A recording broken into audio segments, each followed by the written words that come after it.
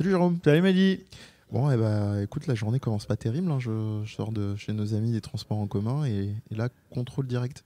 Ah ouais. Ouais, pas d'arbitrage, rien. Mais ça t'était déjà arrivé en plus. Bah ouais, et puis le truc chelou, c'est que les deux fois, c'est peut-être moi qui psychote, mais il ressemblait à Shane McMahon, quoi, le PDG. Quoi, T'as défié l'autorité.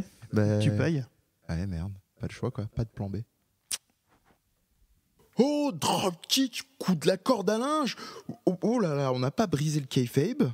Vous ne comprenez rien ? Eh ben, rejoignez Catchacast pour découvrir ou approfondir votre amour du catch. Jérôme, Michael, Guillaume et Mehdi de Death Podcast vous accompagneront dans le monde du catch mainstream, catch indé, de la lucha libre et autres puroresu japonais. Ah, c'est parti. John, à Battleground, je te promets une chose. C'est que je vais te battre et devenir le nouveau champion.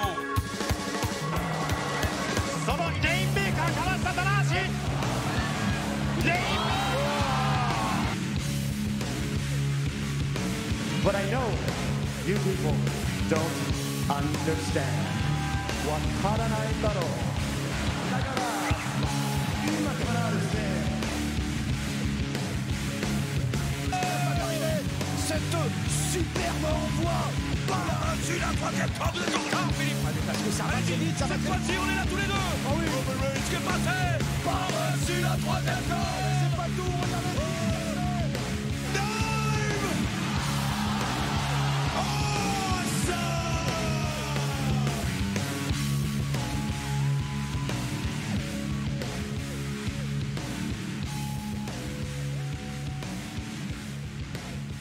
Et on s'est dit qu'on allait fêter ça avec vous, donc au Lucha Libre, qui a la gentillesse de nous accueillir aujourd'hui. Et on va faire donc des Catchacast Awards. Et promis, vous ne serez pas largués vu qu'il y aura des extraits vidéo pour ceux et celles qui ne connaîtraient pas. On va commencer tout de suite avec la première catégorie. Alors c'est participatif, hein, n'hésitez pas si vous n'êtes pas d'accord, si vous voulez nous dire Ils sont tombés tout à l'heure. avis de merde, vous n'hésitez pas à intervenir. On va commencer avec la meilleure catégorie de l'année, meilleur catcheur de l'année. Alors je vais laisser donc la parole à Félix peut-être pour Meilleur catcheur de l'année. pour commencer. Ouais, on est évidemment sur toutes les fédérations confondues. Alors bon, je sais qu'il n'y a pas que des connaisseurs dans la salle, mais pour moi le meilleur catcheur de l'année 2017-2018, c'est Will Ospreay. Ouais. Alors donc c'est pas forcément le choix premier, c'est pas Okada, c'est pas. On a justement un premier extrait qui va. C'est pas Roman Reigns, j'ai envie de dire. En vidéo. Et bouh. Donc, le premier extrait sur Will Ospreay qui vous donnera un petit peu une idée de ce que fait le bonhomme pendant que Félix argumente. Will Ospreay, c'est ce qu'on appelle un junior, c'est un poids léger, un voltigeur. Il fait beaucoup d'acrobatie. Et je trouve qu'en 2017-2018, vous me direz les gars si vous êtes d'accord avec moi, si en 2017-2018, je trouve qu'il a gagné une autre dimension à son personnage. À part du charisme, ça c'est déjà ça. Pour un mec qui a, je crois, 23 ans, c'est quand même, ou même moins, je sais plus, c'est quand même fou d'avoir autant de charisme à cet âge-là. Et surtout, il a gagné une dimension, je dirais, un peu violente. On faisait de la violence sur le ring, c'est un peu ça. Un peu plus stiff, voilà, comme plus on dit. stiff, plus à la japonaise. Et ça a même été dit par le président de la New Japan. Il l'a félicité pour Exactement, ouais, tu es au taquet, mais j'en attendais pas moins des nouveaux chroniqueurs qui nous rejoignent cette année. Voilà. Donc Will Ospreay, c'est ton choix. Volodia, toi du coup, est-ce que tu le rejoins après un peu ? Est-ce que tu en as d'autres à l'esprit ? Pour le coup, je peux te rejoindre sur ce que tu dis sur Will Ospreay. Il s'est bien amélioré, surtout sur l'année 2017, avec de nombreux bouts, même depuis 2016 en l'occurrence, avec de nombreux matchs avec Ricochet, qui sont toujours des grandes prouesses d'agilité très impressionnants. Mais personnellement, moi j'ai Kenny Omega et Cody, ou Cody Rhodes ou The American Nightmare, selon là où tu veux. Qui ont eu, pour le coup, en fait, je les classe ensemble parce qu'ils ont eu une année 2017 qui était assez liée, surtout une fin d'année 2017 qui était assez liée avec toute la storyline de l'implosion du Bullet Club. Et du coup, pour le coup, effectivement, qui pour moi était un peu la révélation entre Omega avec ses bouts avec Okada, ses nombreux bouts avec Okada, dont le 4 qui arrive bientôt. J'ai hâte pour le coup. Je vais réactiver. Je vais un peu réactiver mon New Japan World juste pour ça. Et du coup, ils ont eu vraiment un nombre de bouts, de matchs très impressionnants entre eux. Cody, pour le coup, c'est un petit peu la même dynamique. Du coup, l'idée, c'est qu'il n'a pas été porté par Omega. Il a vraiment, les deux ont travaillé en tandem. Aussi, après, il a un peu fait le tour un peu de tous les indies quand il est sorti du circuit WWE. Fédération indépendante, du coup. Voilà, Ouais. il est parti un peu sur l'indé, sur New Japan, et il a raflé plein de titres. Il est apparu à Defiant, à l'époque où c'était encore World Culture Pro Wrestling, si je me souviens bien. C'était vraiment très impressionnant pour le coup, tout son trajet sur l'année 2017-2018. Alors j'ai essayé d'un point de vue technique, donc j'ai écouté seulement pendant une demi-seconde d'une oreille, mais tu as dû le préciser, donc Cody Rhodes, donc grande dynastie des Rhodes, et il n'a vraiment pas pris sur son nom, on lui a interdit d'ailleurs à la sortie de la WWE, il ne pouvait plus s'appeler que Cody, et donc il s'est vraiment refait tout seul, si on peut dire simplement. Est-ce que dans le public, il y en a qui ne sont pas d'accord ou qui auraient leur catcheur, catcheuse, enfin catcheuse, on va y passer, fétiche, qui voudraient... il y a des gens qui se défilent, c'est dommage. Moi, je suis pour le sergent Lafitte. Voilà. Ça fait de l'auto-promo au Lucha Libre. On vous en parlera un petit peu après de ce sergent Lafitte parce que ça fait le malin, mais on en parlera un peu plus en détail ensuite. Alors on va passer, il n'y a pas de raison, il n'y a pas que la catégorie masculine. On va passer à un deuxième extrait donc avec Charlotte et Asuka. Petit spoiler qui a été un peu le choix unanime du podcast. Là on spoil même un peu un de leurs matchs du dernier WrestleMania où elles ont été, je pense on peut le dire comme d'habitude, assez extraordinaires, que ce soit sur leur capacité à jouer sur le ring. Alors je vous laisse la parole du coup justement parce que là vous étiez bien lancés. Je pense qu'elles ont fait l'unanimité, Asuka en particulier. Alors moi personnellement j'ai voté juste pour Asuka. Je sais qu'il y a d'autres personnes qui était aussi pour Charlotte. Moi je suis moins fan de Charlotte, mais Asuka pour moi a eu un très gros trajet sur l'année 2017 avec du coup sa streak qui était un peu légendaire dans tout NXT où elle a gagné le championship. Succession de victoires sans défaite. Ah oui. Ouais. Où elle est partie d'NXT sans même perdre le titre, en juste rendant le titre lié à une blessure qui du coup a été gagnée après par Ember Moon. Mais du coup, et tout de suite, elle a été propulsée sur le main roster, donc à Raw et SmackDown directement, avec une rivalité avec Charlotte, comme on peut le voir là à l'écran, qui malheureusement, je peux spoiler WrestleMania. Je te laisse voir avec le public. Il n'y a pas de pierre accessible, mais je crois que tu peux. Il y a prescription. Il y a quelques mois quand même, on l'a tous vu WrestleMania. Allez, bon. Et du coup, qui a conclu sur la défaite d'Asuka, sur la perte de sa streak à WrestleMania des mains de Charlotte, qui a été un petit peu controversée. Peut-être que vous en parlerez après. Ouais, Félix, peut-être. Moi, je veux bien en dire deux mots parce que j'étais vraiment pour Asuka et je pensais que c'était le moment et que Charlotte allait perdre son titre, surtout qu'elle était un peu en perte de vitesse au niveau popularité, je trouvais, à SmackDown à ce moment-là. Et finalement, le match m'a pris vraiment par les tripes. En fait, c'est le seul match dont je me souviens vraiment de ce WrestleMania. Alors, il y en a qui étaient sur place ici, donc je sais que ils sont peut-être pas de cet avis-là à dire, je ne sais pas. Est-ce qu'ils veulent s'exprimer les concernés, voilà, parce qu'on a des compadres qui font mine qu'on les regarde pas eux aussi. Comment c'était sur place? C'était comment sur approchez-vous, ne soyez pas timide. Qu'est-ce que tu vas nous chanter? Alors, je vais vous chanter une gentille berceuse, une jolie berceuse. Non, ce qu'il faut savoir, c'est que effectivement, quand tu es sur place, il y avait une ambiance évidemment de folie. Et ce qui a surpris tout le monde, je pense, c'est vraiment la fin du match, l'après-match, avec vraiment cette notion de respect finalement qui était assez forte et assez inattendue, avec Asuka, la fameuse catchphrase qui dit enfin Charlotte. Charlotte était prête pour Asuka. Et finalement, ce qui est intéressant, c'est que c'était libérateur pour tout le monde. On s'en est pas rendu compte, mais cette fameuse streak dont tu parles, elle est super, mais il y a besoin de passer aussi à autre chose. Dans l'histoire du catch, il faut savoir aussi passer à autre chose. Et Charlotte était effectivement, je pense, la bonne personne à aller chasser cette série d'invincibilité. Et voilà, je pense que vraiment, il y a eu une libération pour Asuka. On a senti qu'il y avait une espèce de poids aussi qui était sur elle par rapport à cette invincibilité. Du coup, voilà, je suis pas étonné de voir les deux sur votre podium parce qu'elles ont fait vraiment une super année. Donc bravo à toutes les deux, quoi. En espérant qu'elle ne soit pas sacrifiée trop vite à Ronda Rousey. Et espérons aussi qui débarque elle du Free Fight, sinon vous l'avez vu dans Fast and Furious aussi. Alors moi je voulais donner très rapidement deux exemples qui sortent un peu de la WWE et de la fédération japonaise, qui sont Tessa Blanchard, qui a récemment intégré la fédération de Impact, et Yoshirai, qui, ça a été annoncé quelques temps avant qu'on enregistre l'émission, va elle aussi intégrer la WWE, donc catcheuse célèbre de Stardom. Merci beaucoup Félix. Et au taquet.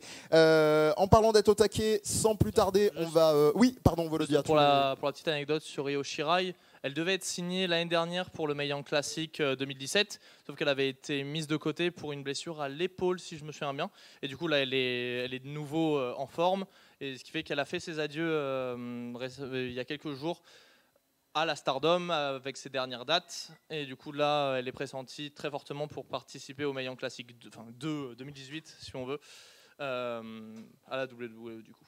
Ok, parfait.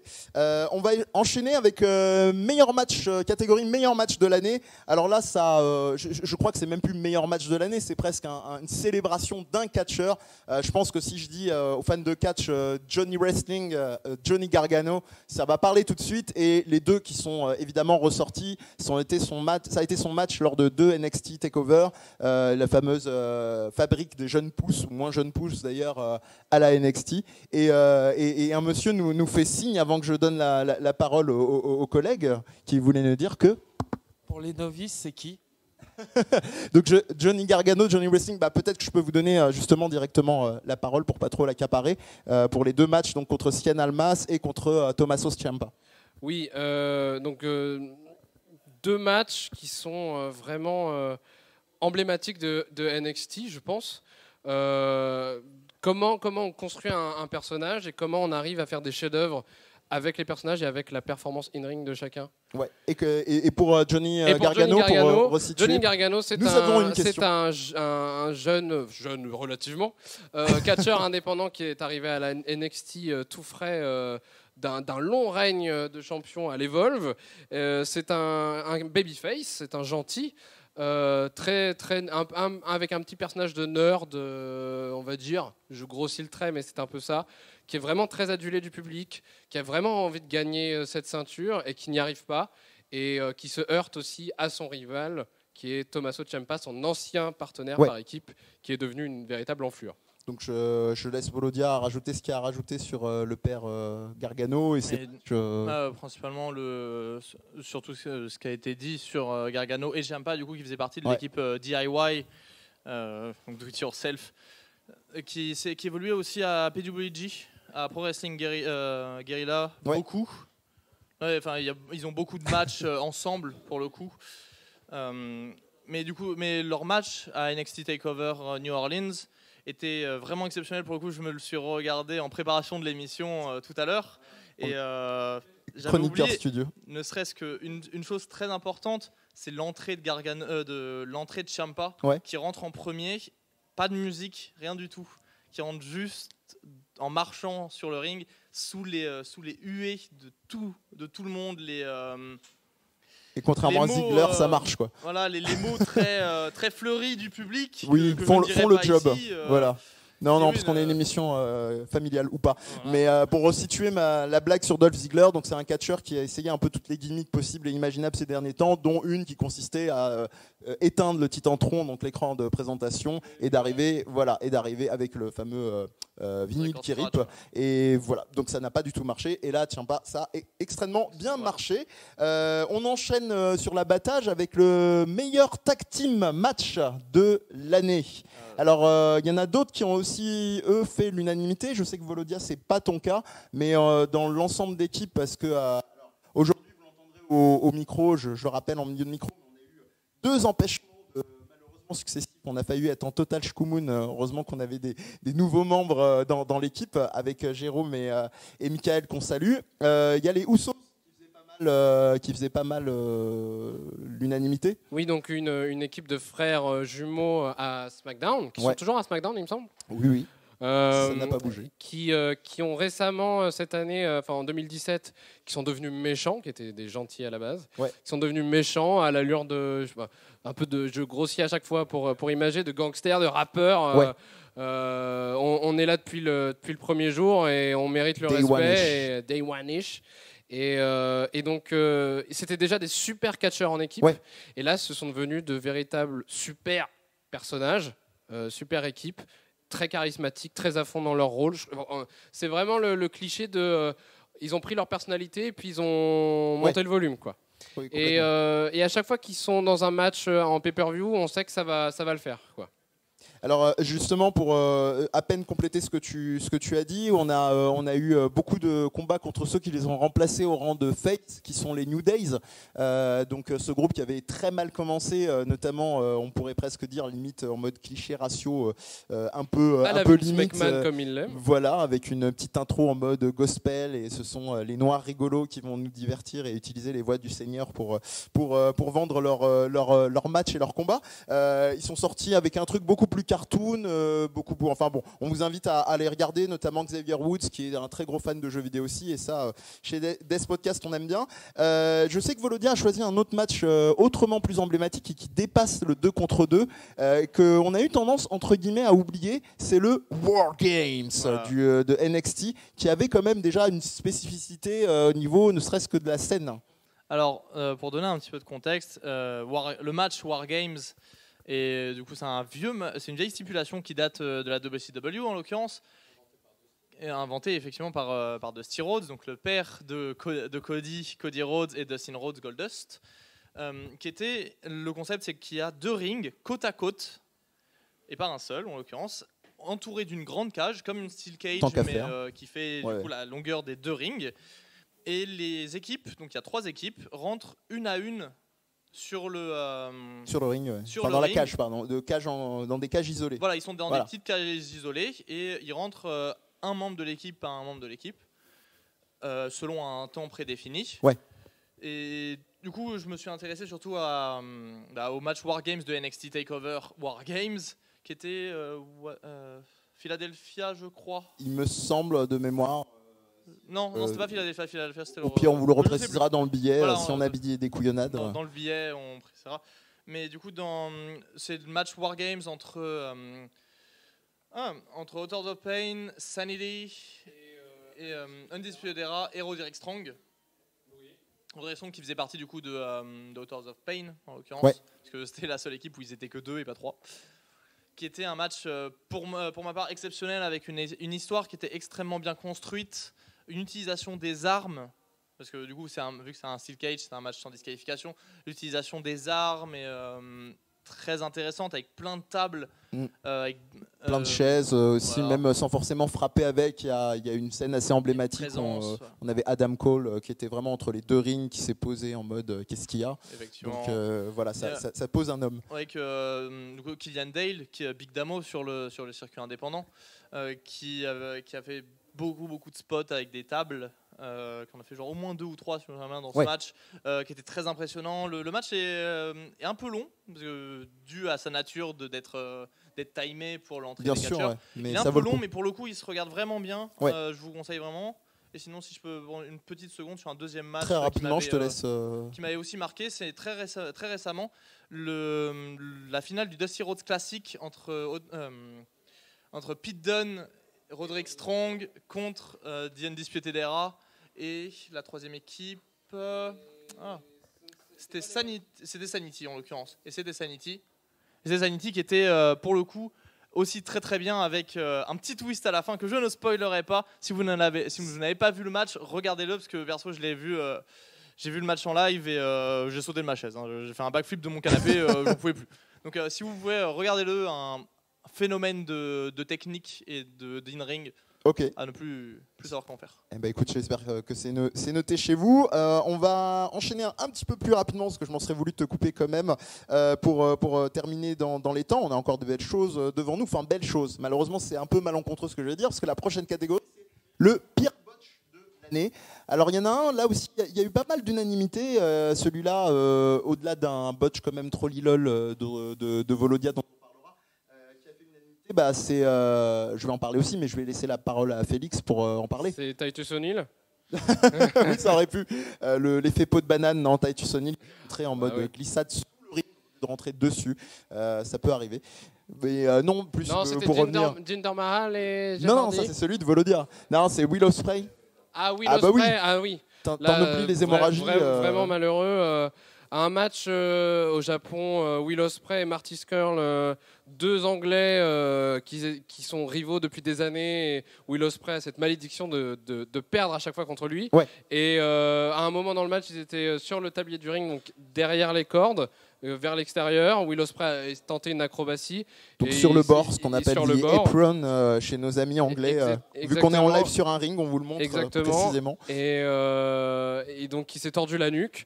Ouais. Les commentateurs sur le coup, je ont pense cru qu'il était mort comme à peu près tout le jeu. public. Je pense qu'il était mort. Ouais. Et enfin perso, moi ça m'a vraiment apeuré. Ouais. Et Will Ospreay avait un gros week-end devant lui après et il l'a fait.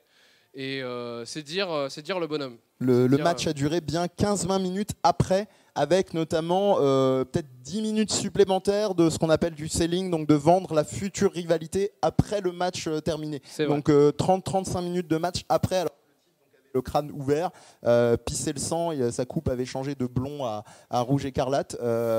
Bon, on le dit, on peut se permettre de le dire vaguement à la rigolade parce que je crois, après les derniers examens, qu'il s'en sort sans trop de soucis. Mais voilà.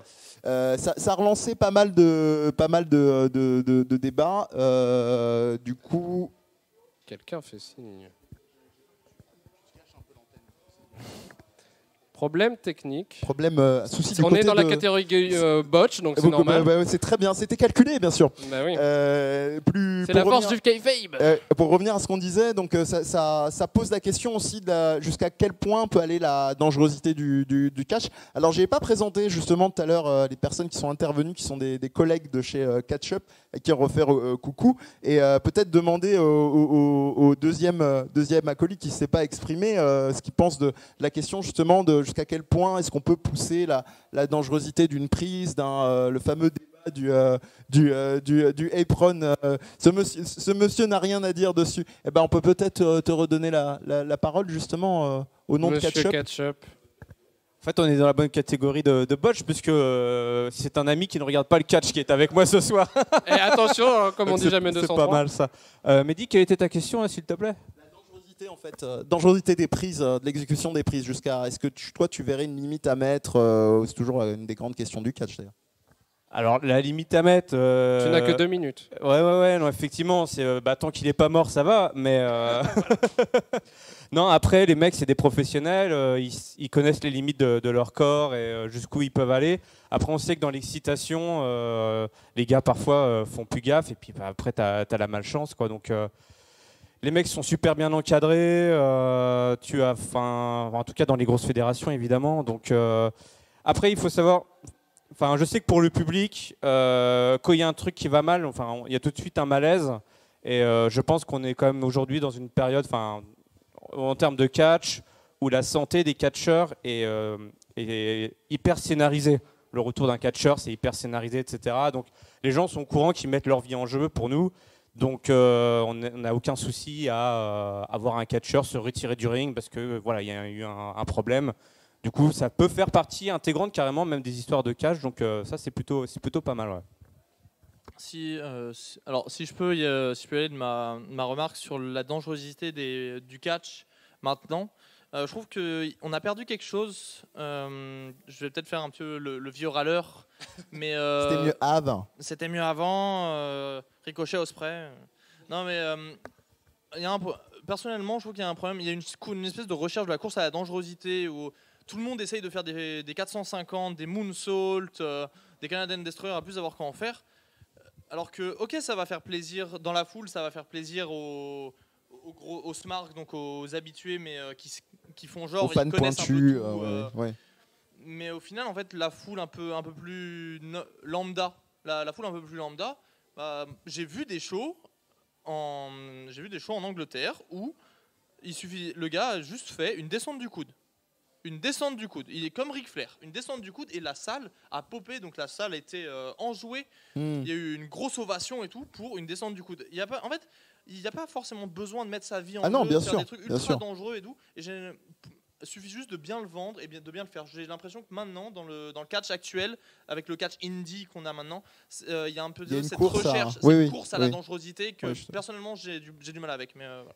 Ouais, je te rejoins un peu sur une note plus légère, mais tu vas pas aimer la suite, je te l'annonce tout de suite avec un des choix de Félix sur la dangerosité justement. Toi, ton choix c'était Jinder Mahal lors du WWE Greatest Royal Rumble. À Jeddah, Saudi Arabia. Voilà, en Arabie Saoudite du coup. Donc qui pour moi il était effectivement déjà c'est un peu plus léger que Ospreay. Qui était Jeff Hardy fait un Whisper in the Wind. Donc il saute de la troisième corde à la renverse. Voilà, sur Jinder Mahal, sauf que Jinder Mahal était complètement hors de l'axe. Alors, il cherchait ses lentilles au sol, on a l'impression. Voilà. Et le truc c'est que normalement quand il y a ce genre de mouvement, le gars rate, mais il se passe rien. Et là le problème c'est surtout que Jinder Mahal derrière est quand même tombé. C'était extrêmement forcé. Oui. Parce que tout le monde savait, même à la télé, avec les caméras et tout, ça se voyait qu'il n'avait pas touché, que Jeff Hardy n'avait pas touché. Du coup, ça rendait très très mal et c'était pour le coup très très drôle. Pour ma part, j'ai trouvé ça très drôle. Mais après, tout le monde a commencé à mettre le blâme sur Jinder. Ouais. Alors, je suis pas un grand fan de Jinder by any means. Mais là, c'est un peu. Là, pour le coup, c'est aussi la faute de Jeff Hardy. Parce que quand tu fais un move comme ça, tu regardes au moins juste. Tu tournes ta tête, tu regardes derrière, est-ce qu'il est en position, est-ce qu'il est prêt à me recevoir ou est-ce qu'il est en train de me tourner le dos et regarder autre part. Après, on pourrait là, faire Jeff Hardy est parti tout de suite. Donc c'est aussi la faute de Jeff Hardy d'être parti seul et c'est la faute de Mahal d'avoir mal vendu le truc. D'avoir dit il faut que je fasse mon spot, il faut que je le fasse, je le fais. Donc, à tout prix, mais c'est la faute des deux. Peut-être qu'il était sous l'effet d'une substance quelconque, comme il en a malheureusement souvent l'habitude. Mais au-delà de ce troll gratuit, on va passer sur la section Oh My God Moment avant d'arriver doucement vers la conclusion de cette émission. Et justement, tu parlais de la dangerosité de cette course un peu au sensationnel, au risque de sa santé. Et du coup, en l'occurrence, là, le choix de match, ça va être un match à la Lucha Underground, qui est une fédé qu'on n'a pas encore citée, et qui est Félix, qui est ton choix d'ailleurs. Un match entier pour moi, Oh My God Moment. En fait, on parlait de la dangerosité sur le ring tout à l'heure. La course à la move la plus dangereuse à faire, la plus risquée. En fait, je pense que c'est en parallèle au fait qu'il y a 15 ans, c'était la course au hardcore. Et donc ce match, c'est de la course au hardcore. C'est un match à 3 manches où la première manche se gagne quand on fait saigner son adversaire. Donc déjà, il faut le faire. La deuxième manche, il n'y a plus de règles.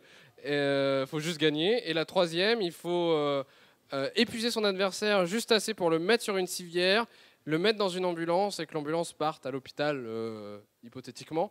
Et ce match avait tout. Il y avait des barbelés, il y avait des punaises, il y avait du verre pilé. Quand à un moment, il y en a un qui tombe, il y avait de la voltige en plus. Quand il y en a un qui tombe sur la civière, il glisse avec le sang qui coule de son dos, avec le verre pilé qu'il avait déjà dans le dos.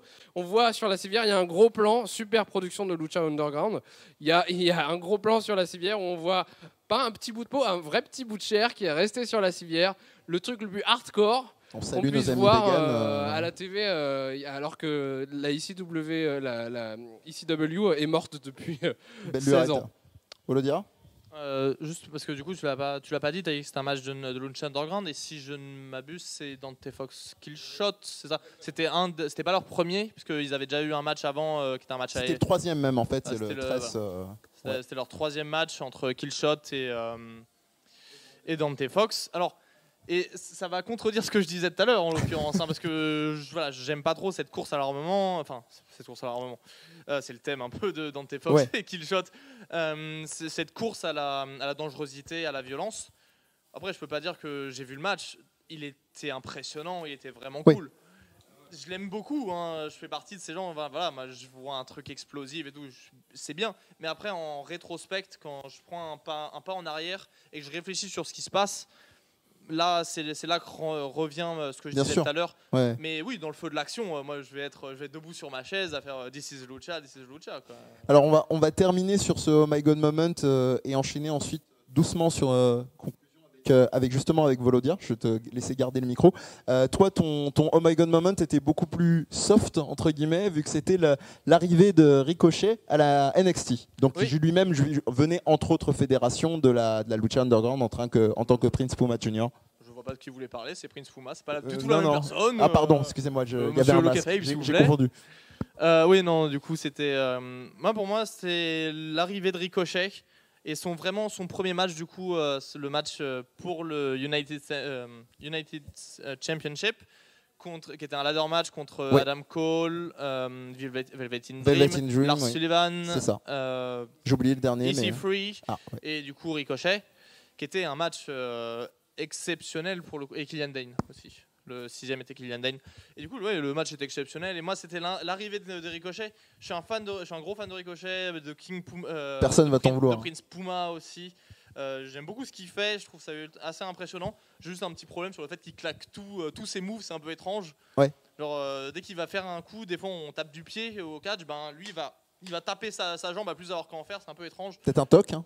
Ouais, peut-être. mais sinon, c'est vraiment cool ce qu'il fait. Moi, j'aime beaucoup. Et du coup, le voir arriver. En plus, c'était pas Prince Puma et tout, c'était juste King Ricochet. Il était à quelle échelle du backflip sur ton canapé? Sur un backflip sur canapé sur 5? Allez, 7. 7 canapés sur 5. Au-delà de mes bêtises, on va terminer sur un sujet qui tenait à cœur, sur la révélation de l'année. Bon, on en avait pas mal, mais malheureusement aussi, c'est une réalité. Le temps nous manque à la Lucha Libre, mais le spectacle ne fait que commencer pour ceux et celles qui seront là. En l'occurrence, alors juste avant de te donner la parole, on avait une catégorie quand même qui me tenait à cœur, qui était le plus gros fail de l'année. Alors en fait, on en a rassemblé 2 avec Félix, qui se rassemblent malheureusement du côté des catcheuses et non pas des catcheurs. Le premier, donc moi j'avais souligné, et tu m'en as rappelé un autre qui arrivait un peu plus tôt dans l'année. Donc le premier, c'était l'absence de femmes lors de la fameuse compète qui a eu lieu en Arabie Saoudite, donc le Greatest Royal Rumble, où l'Arabie Saoudite a décidé qu'il n'y ait pas de compétitrices, sachant que tu disais forcément, et tu as raison, mais malheureusement historiquement il y avait déjà eu des compètes là-bas où des catcheuses, dont Sasha Banks, avait été se battre en combi intégral. Donc elles avaient une combi sur l'ensemble du corps. Oui, Volodia. Oui. Alors juste, si je m'abuse, le Greatest Royal Rumble était à Jeddah, donc en Arabie Saoudite. La tenue, le live event où Sasha Banks et Alexa Bliss se sont affrontés était aux Émirats Arabes Unis. Qui était pas c'était à Dubaï, c'était un live event à Dubaï, aux Émirats Arabes Unis. Pour le coup, Dubaï est un peu plus souple, plus gros, progressiste entre gros guillemets. Ça fait mal à la tronche de dire, mais que l'Arabie Saoudite. Donc voilà, pour le coup, juste remettre les points un peu sur là-dessus. Eh ben écoute, très bien, tu fais très bien, et je vais laisser donc avant de te redonner la parole pour conclure l'émission, la parole à Félix. Il y avait un autre scandale qui touchait pas mal les catcheuses, mais blast from the past, comme on dit. Un mois avant, pour WrestleMania, le gros événement de l'année à la WWE, il y avait eu une annonce d'un match qui allait entre guillemets inaugurer le show, une bataille royale féminine, exclusivement féminine, avec le nom d'une ancienne catcheuse qui s'appelle Fabulous Moolah et qui a une grosse histoire avec la fédération, mais surtout qu'il y a eu beaucoup de gens qui se sont mobilisés pour dire elle a une grosse histoire certes, mais c'est aussi une grosse connasse, pour le dire franchement. Vous biperez ou pas au montage, qui a une grosse histoire il y a un côté un peu proxénétisme, violence face à sa fille, enfin on pourrait faire toute une émission là-dessus. Et donc gros fail de la part de la WWE qui se disait ah super, on a la légende sur laquelle Mark était, et finalement non, les fans ont réagi, les sponsors ont dit non on veut pas de controverse, et donc ils ont très bien fait. On a enlevé le nom, et dommage pour les catcheuses. C'est ce qu'on retiendra, mais c'est très très maladroit de leur part qu'après qu'il y a eu des soucis internes en famille, il y a des lois pour juger ça, mais c'est vrai qu'elle était quand même condamnée pour d'autres choses au niveau de l'emprise des catcheuses. Volodia, donc une dernière catégorie, révélation de l'année. On va être un petit peu chauvin, mais c'est mérité parce qu'on est quand même, malgré le nom de la scène où on est, au Lucha Libre, et on est aussi sur des fédérations pour sortir du parisianisme comme West Catch ou une autre que tu connais bien qui est la PC. Et toi, ta révélation de l'année, ça a été l'essor, la continuité de l'essor du catch français. La résurgence du catch français. Alors déjà, on a de la chance dans le public. On a des catcheurs et des catcheuses. Mais oui. En savoir Alexis Maria et Anastasia, qui se produisent un petit peu sur le circuit français. Qui se produisent sur le circuit français un petit peu partout et qui va un petit peu avec ce que je voulais dire. En fait, qu'il y a quelques années, il y avait toujours des structures de catch, mais les shows de catch étaient vachement plus cachés. C'était un peu un truc de cirque. Les gens, ils y allaient, ils y prêtaient pas forcément. Voilà, c'est ça, c'était des fêtes de village, comme dit Anastasia, merci. C'était un peu relégué à la fête du village. C'était un peu, on mettait un ring au milieu, et puis les gens ils venaient, c'était gratuit, voilà. Et du coup, il y avait vraiment pas, c'était pas bien reconnu. Alors que là, en 2017 et 2007-2018, il y a une grosse résurgence avec plein de fédérations qui ont monté le niveau, telles que là, je pense à l'ICWA parce qu'on a eu Révolution 10, ouais. On a eu Révolution 10 là qui était juste il y a quelques semaines, qui était un peu considéré un peu entre guillemets quand même comme le WrestleMania français, qui est un peu un des shows avec le plus de moyens, avec des catcheurs français, des grands noms du catch français. Là voilà, on a des grands noms du catch français qui parcourent un peu l'Europe, avec des Senza Volto, Dick Rivière qui est en ce moment aux États-Unis et qui avant ça était au Mexique. Et qui a même signé avec la CMLL. Oui, officiellement. Qui a officiellement signé avec la CMLL. On a African Bomaye, qui est une équipe. D'ailleurs, ça rejoignait un peu ce que tu disais sur Will Ospreay. Un match a été teasé, on ne sait pas s'il arrivera un jour, mais Will Ospreay quelqu'un lui a demandé si tu devais catcher sur Twitter, si tu devais catcher contre un catcheur français, qui ça serait, et il a répondu Senza Volto. Et ben voilà. Ça pourrait être pour le coup, ça pourrait être un match qui pourrait être cool à voir. Surtout s'il se passe en France. S'il se passe en France, ça mettrait le feu. Ça mettrait vraiment le feu à la scène française. Oui, je pense aussi. Du coup, voir plein de structures, comme tu as dit, par exemple West Catch, dans le Nord même la CACC, en Europe, en Ile-de-France, on a la PC, la WPO qui est à Corbeil-Essonnes. Dans le sud, il y a Tiger aussi au niveau de Marseille. Donc voilà, il y a plein de fédérations un petit peu partout, et ça fait vraiment plaisir de voir que le catch se refait un nom. Voilà, ce fédère là, il y a eu une news très importante au moment de Révolution 10. Cormac Hamilton a été sacré champion unifié de France. Ça aurait pu, quasiment toutes les fédérations ont un champion de France, mais là ce qui est bien, c'est que plein de fédérations telles que l'APC, la Fighter Pro Wrestling Revenge, l'ICWA, la Tiger, West Catch a accepté l'autorité de cette ceinture, qui fait que du coup on a maintenant un champion unifié vraiment de France et représentatif de la France en la personne actuellement de Cormac Hamilton. Et ça, je trouve que c'est vraiment un vrai premier pas, parce que ça on le demande depuis des millénaires, le fait que le catch français soit fédéré et qu'on arrête de se tirer dans les pattes tous entre nous. Et du coup moi, c'est bête, mais ça me fait vraiment plaisir aussi de voir que les médias s'intéressent de plus en plus à nous. Alors là, je vais parler sujet AFP, on a eu un sujet chez France 3 pour la PC entre autres, il y en avait eu dans d'autres fédérations, West France, etc. Les médias commencent à nous remettre un peu sur le fait qu'on est vraiment des sports, qu'on est vraiment un sport, on n'est pas juste une bande de rigolos du cirque, qu'on fait vraiment... Qui n'est pas non plus une insulte, mais c'est vrai que c'était sur le côté très péjoratif. Oui, voilà, c'est ça que je veux dire. Excusez-moi s'il y a des rigolos du cirque qui montent sur le ring pour mettre vraiment sur la tronche. Personnellement, ça me rend heureux et ça me donne de l'espoir un peu sur la scène française. Donc moi je pense qu'on peut terminer là-dessus. Ça me semble parfait. Messieurs, je vais vous remercier pour cette émission. Je vais remercier le public aussi d'avoir été là. Et qui est un peu timide, mais qui est et on vous donne rendez-vous donc pour la rentrée prochaine en septembre. Là vous étiez en live, donc forcément vous avez l'émission directement. Il y en a d'autres qui vont arriver, dont une d'un certain monsieur Parker. Entre temps, si on coupe la fédération, qui vous parlera un peu plus justement aussi de la question du catch en France. Et on vous donne donc rendez-vous à septembre. Merci pour le Catchacast et à bientôt. Ciao.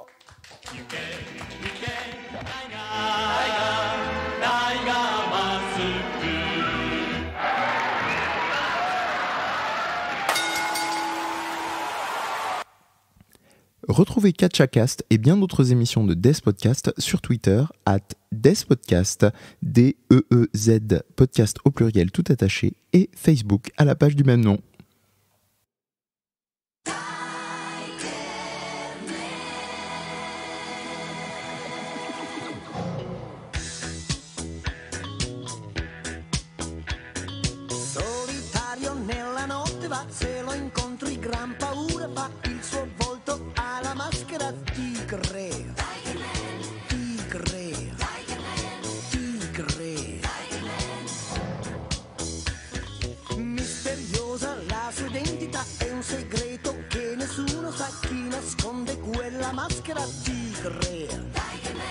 Tigre.